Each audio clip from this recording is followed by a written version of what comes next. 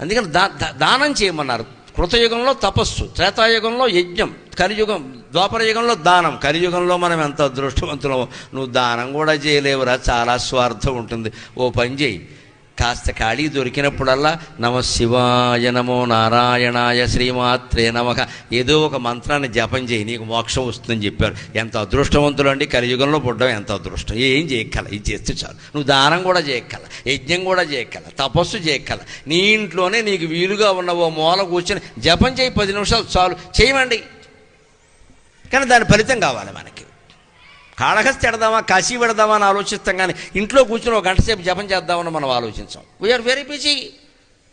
కాళహస్తికి busy లేదు, కాశీకి busy లేదు, వెళ్ళిపోతాం ఇక్కడ. ఎందుకంటే అందరూ వెళ్దాం, కబుర్లు చెప్పుకోవడం, ఈ రాగద్వేషాలు మనకు బాగా ఇష్టం. ఇంట్లో కూర్చోవడం ఇష్టం ఎలా ఉంటుంది?